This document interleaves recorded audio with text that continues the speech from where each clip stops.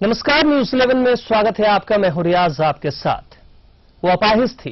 पहले उसने उसे सहारा दिया, उसके जज्बातों से खेला, उसके साथ शादी की और फिर शादी का झांसा देकर के लगातार उसका यौन शोषण करता रहा। जब हकीकत उसके सामने आई तो फिर पत्नी के साथ मिलकर उसने उसे जला डाला। जी हां, बीते दिनों राजधानी रांची में कुछ इसी तरह की वारदात सामने आई है और इस वारदात के सामने आने के बाद विश्वास का खून हो गया।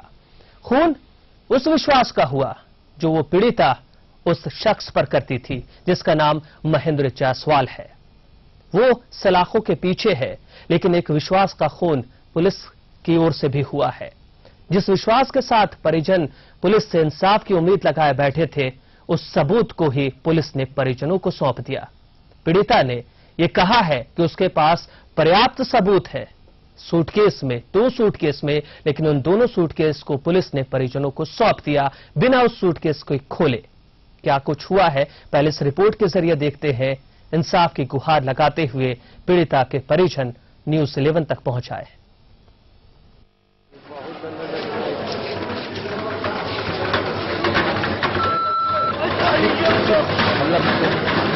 ऐसे हुआ था। ये गुहार है चतरा की रहने वाली छात्रा की, जो रांची में रहकर पढ़ाई कर रही थी। यहां उसकी मुलाकात लॉज संचालक महेंद्र जायसवाल से हुई। छात्रा जो बचपन से अपाहिज थी, उसे महेंद्र ने सहारा दिया, मगर ये सहारा उसकी लाचारी पर नहीं था, बल्कि महेंद्र की नीयत में था फतूर। 5 सालों तक महेंद्र उसे शादी का झांसा देता रहा और उसका यौन शोषण करता रहा। महेंद्र पहले से शादीशुदा था। जब इसकी जानकारी छात्रा को मिली तो उसने इसका विरोध शुरू किया। विरोध झेल रहे महेंद्र ने छात्रा के मौत की ऐसी कहानी रची जिसे सुन मौत भी कांप जाए। महेंद्र ने अपनी पत्नी और भाई के साथ मिलकर उसे जिंदा जला दिया। आज क्या हुआ? कैसे गई थी? वो हमको बुलाया। हाँ। अब हम उसको फोन कर रहे थे तो उसकी बीवी उसके घर आया करती थी अक्सर? नहीं। अच्छा, घर में बुलाया? हाँ, उसकी बीवी वो लोग धमकी दी हमको। गुड्डू भैया थे। अच्छा। उस समय मेरा भाई है गुड्डू। अच्छा अच्छा। राजेश जायसवाल, वो लोग सब मिलकर हमको बोला। उसकी बीवी बोली कि आओ घर में बैठ के बात करते, हम लोग सब यहीं पे। राजेश जायसवाल क्या करता है? राजेश जायसवाल का छड़ का दुकान है। और वही तुम्हारे साथ किया है? नहीं, महेंद्र जायसवाल, राजेश जायसवाल उसका भाई है। अच्छा, और उसकी बीवी का नाम? उसकी बीवी का नाम रीना जायसवाल। आज क्या हुआ था? वो जैसे हमको बुलाया, हम स्कूटी खड़ा करके उसके घर पे गए। हाँ। वैसे घर में गए तो? उसके घर में गए तो वो पर्दा के पीछे, जैसे हम घुसे पर्दा के पीछे तक हम पे पता नहीं क्या छिड़का और फिर आग लहरने लगा, मेरा पूरा मुंह जलने लगा। उसके बाद हमको कुछ याद नहीं है। छात्रा जिंदगी और मौत की लड़ाई लड़ रही है और परिजन नम आंखों से इंसाफ के इंतजार में है। मौत से या हयात से गुजर रही है, उसका अल्लाह हद है, उसका तो हम उसके बारे में फैसला ले। ये एडमिनिस्ट्रेशन कि आइंदा किसी लड़की के साथ ऐसा ना करे। 70% जल चुकी छात्रा को जब होश आता है तो वो अपने गुनहगारों के बारे में पूछती है। वो पूछती है कि क्या उसके गुनहगारों को सजा मिलेगी, और ये सवाल उसके परिजनों को जीते जी मार रहा है। इस पूरे मामले में हैरानी की बात यह है कि घटना वाले दिन छात्रा ने अपने कमरे के 2 बैग्स में महेंद्र के खिलाफ सबूत होने की बात कही थी, मगर अभी तक उन सबूतों तक पुलिस नहीं पहुंच पाई है। मेरा सारा सबूत मेरे हॉस्टल में एक ऊपर में ट्रॉली होगा। हाँ। उसका ट्रॉली चेन तोड़ दीजिएगा। हाँ। मेरे हॉस्टल के दीवान में एक इटाची है। ट्रॉली में उसका चाबी है। हाँ। और इटाची में महेंद्र जायसवाल के सारा सबूत है। वो जितना भी हमको गाली देता था। इस पूरे मसले पर जब रांची पुलिस से पूछा गया तो पुलिस सफलता के नाम पर एक गिरफ्तारी और एक सरेंडर की बात कह रही है। छात्रा के कमरे के सबूत और आगे की कार्रवाई के बारे में पुलिस जांच का हवाला दे रही है।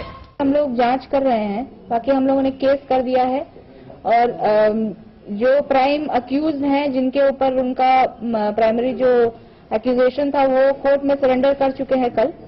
उनके एक ब्रदर को भी हम लोगों ने अरेस्ट किया है, क्योंकि जब तक हम लोग पहुंचे थे घर को उन लोगों ने बिल्कुल धो के साफ कर दिया था, तो उसमें एविडेंस को उन लोगों ने हटाया है, तो उसका हम लोग एज अ कनाइवेंस ही मान रहे हैं उसको। इसमें हम लोग और विस्तृत जानकारी ले रहे हैं कि घटनाक्रम कैसे हुआ था। इस तरह के मामले में कहीं न कहीं पुलिस की सुस्ती आरोपियों का मनोबल बढ़ाती है। घटना के इतने दिन बीत जाने के बाद अब तक पुलिस ने छात्रा के कमरे में मौजूद सबूतों को नहीं खंगाला है। शायद वो सबूत और कई ऐसे पहलू से पर्दा उठा दे जिसे पुलिस अब तक नजरअंदाज कर रही है। सैयद शारिफ इब्राहिम, न्यूज़ 11, रांची।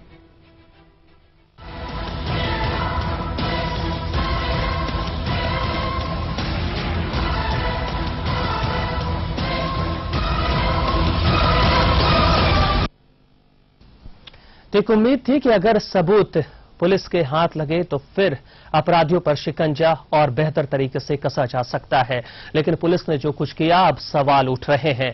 हमारे साथ पीड़िता के पिता मौजूद हैं, पीड़िता के भाई मौजूद हैं और हमारे सहयोगी सैयद शारिफ इब्राहिम भी हमारे साथ न्यूज रूम से बने हुए हैं। क्या दर्द है और क्या गुहार लेकर पीड़िता के पिता और भाई हमारे साथ है, ये हम जानने की कोशिश करेंगे, लेकिन सबसे पहले चलेंगे अपने सहयोगी सैयद शारिफ इब्राहिम के पास।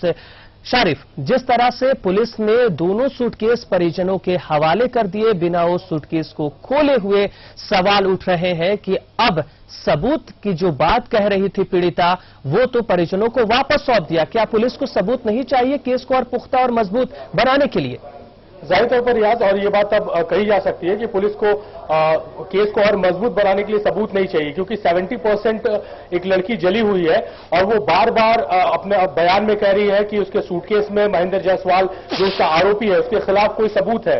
ये बात उसने सिर्फ न्यूज़ 11 को नहीं पुलिस के सामने भी कही। हाँ। मगर बावजूद इसके पुलिस ने वो दोनों सूटकेस जो है परिजनों को सौंप दिए।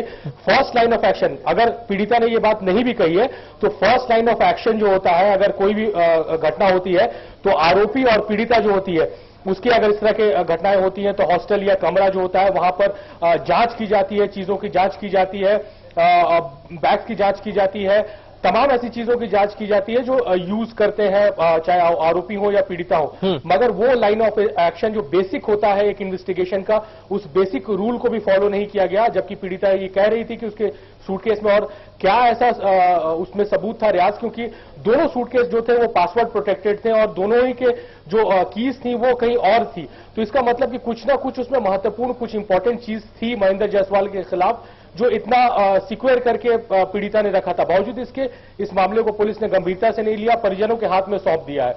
तो कहीं ना कहीं इस पूरे मामले में पुलिस का जो तफ्तीश का अब तक का जो देखने को मिला है, क्योंकि महेंद्र जायसवाल ने सरेंडर किया, उसके एक भाई को पुलिस ने गिरफ्तार करके जेल भेजा है। जो एक नामजद आरोपी है महेंद्र जायसवाल की पत्नी, वो अब भी फरार है। तो कहां आगे इन्वेस्टिगेशन को लेके जाएगी, कैसे इंसाफ पीड़िता को दिलाएगी पुलिस, उसके परिजनों को कैसे इंसाफ दिलाएगी जब बेसिक को फॉलो नहीं कर रही है? जी काफी अहम सवाल आप उठा रहे हैं शारिफ की, जिस तरह से पुलिस कमरे तक तो पहुंची, लेकिन जिस सूटकेस में सबूत होने की बात कही गई थी पीड़िता की ओर से, उस सूटकेस को खोलने की जहमत तक नहीं उठाती पुलिस। आखिर पुलिस की मंशा क्या है?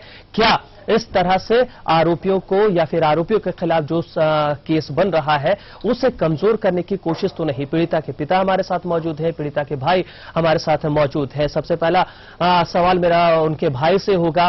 जी, आपको क्या लगता है कि जिस तरह से पुलिस कार्रवाई कर रही है, इंसाफ की उम्मीद है? आपको इंसाफ मिल पाएगा अब तक जिस तरह से कार्रवाई हुई है? नहीं, हमको तो नहीं लगता है कि अभी तक हमको इंसाफ मिला है। और वो तो ऑटोमेटिक सिलेंडर किया है महेंद्र जायसवाल ने। इस तरह से पुलिस का एक अपना मनगढ़ंत बात विचार करके महेंद्र जायसवाल से कि तुम आज सिलेंडर कर जाओ, इसलिए तुमको बहुत सस्ता मिलेगा ये मामला। हाँ। अगर तुम भागे रहोगे तो तुम्हारे ऊपर दूसरा बोधरेशन लग जाएगा। इसलिए पुलिस ने समझ बूझ के ही उसको सिलेंडर करवाया। हाँ। जज साहब के सामने। उसके बाद अगर सिलेंडर होना पकड़ना चाहती पुलिस तो उनकी वाइफ अभी तक मुद्दालय है जो अभी तक बाहर घूमी चल रही है। वो प्रशासन जान रही है कि जिस जगह पे है, लेकिन फिर भी अभी तक उनकी वाइफ अरेस्टिंग नहीं किया गया पुलिस को। इस तरह से बातचीत को देखने के बाद तो नहीं लग रहा है कि कानून की तरफ से हम लोगों को कुछ ये मदद मिल पा रहा है। जी शारिफ, जो सवाल पीड़िता के भाई उठा रहे हैं कि अगर जो मुख्य आरोपी है महेंद्र जायसवाल उसने खुद सरेंडर कर दिया तो आरोपी उसकी पत्नी को भी बनाया गया है, उसके बारे में भी पुलिस जानकारी लेकर के उसे भी अरेस्ट कर सकती थी। कहीं न कहीं इस मैटर को एक नए मोड़ देने की कोशिश है, आरोपियों को थोड़ी राहत देने की कोशिश है कि उसकी पत्नी अभी भी फरार है लेकिन पति ने सरेंडर कर दिया है, इसलिए इस मामले को अभी ठंडा रखा जाए। जाहिर तौर पर रियाज, जो पुलिस का एटीट्यूड है फिलहाल वक्त अभी तक जो जांच में पुलिस का जो रवैया देखने को मिल रहा है, ये तमाम चीजें अब कही जा सकती, खुल के कही जा सकती है, क्योंकि मैं पहले आपको बता रहा था उसमें एक और चीज मैं ऐड करूंगा कि रांची की सिटी एसपी को उनका इंटरव्यू करते हुए पर्सनली मैंने ये सवाल किया था कि पीड़िता ने एक सूटकेस का जिक्र, 2 सूटकेस का जिक्र किया, उसमें काफी अहम सवाल है। उसके जवाब में उन्होंने इस बात को कहा था कि इसकी जांच की जाएगी और वेरी नेक्स्ट डे उसके जस्ट दूसरे दिन जो है जब पीड़िता के परिजनों से हमारी बात होती है तो पता चलता पुलिस ने उनके सूटकेस उनके हवाले कर दिया है, जो अनलॉक है उसको लॉक भी नहीं खोला गया क्योंकि वो पासवर्ड प्रोटेक्टेड था। तो कहीं ना कहीं पुलिस इस पूरे मामले को बहुत ही हल्के ढंग से ले रही है। महेंद्र जायसवाल सरेंडर करता है, उससे पहले कोई दबिश उसके घर पे नहीं बनाई गई। एक बार पुलिस घटने के बाद उसके घर पर गई थी और पुलिस का यह बयान आया कि घर को साफ कर दिया गया था, फॉरेंसिक की टीम वहां नहीं भेजी गई।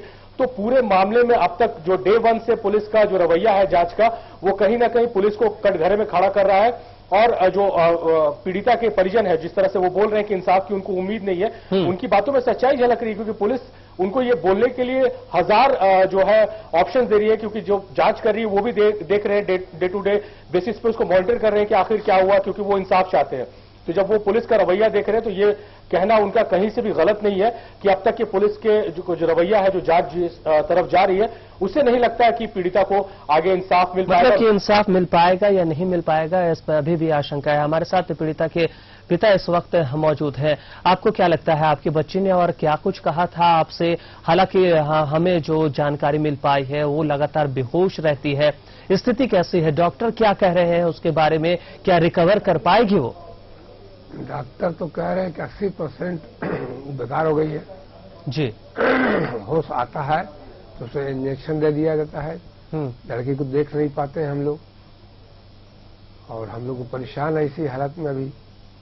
और कुछ ऐसी बात जो इस केस के लिए अहम साबित हो सकती है, कुछ बताया है उसने आपको? लड़की से हमसे हमारी मुलाकात नहीं हुई है, नहीं, इस मैटर को हम लोग नहीं जानते हैं, इस बात को हम लोग नहीं जानते हैं। चलिए, और इस बात को सामने लाने के लिए सबसे अहम जो सबूत है वो 2 सूटकेस में बंद है, और वो सूटकेस परिजनों को वापस सौंप दिया गया है। शारिफ, इस पूरे घटनाक्रम में एक बात और सामने आई, और ये बात भी काफी जोर पकड़ रही थी कि पीड़िता ने पहले ये बयान दिया था कि उसने खुद को आग लगाई है। इस बारे में कितनी गहराई से जानकारी दे पाएंगे आप? और जो बयान हम दिखा रहे हैं उस बयान को लेकर के भी कुछ सवाल होंगे जो कुछ लोगों के मन में कि पहले ये बयान और फिर ये बयान, क्या इस तरह का बयान पुलिस के पास है कि पीड़िता ने कहा था कि हाँ उसने खुद ही आग लगाई है?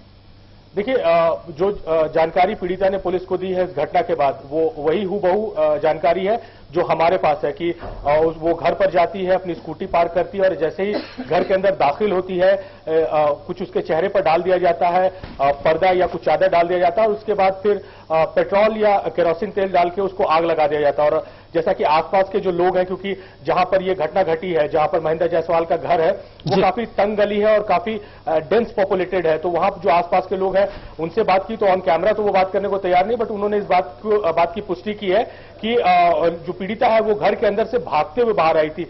शाम का वक्त था, काफी चहल पहल रहती है क्योंकि पूरा लॉज और हॉस्टल्स का इलाका है। लड़कियां कॉलेज से वापस आती हैं तो अपने रोजमर्रा के सामान को लेने वो बाहर निकलती है, तो काफी भीड़ भाड़ थी। तो लोगों ने इस बात का जिक्र किया कि लड़की घर के अंदर से भागते हुए बाहर आई है।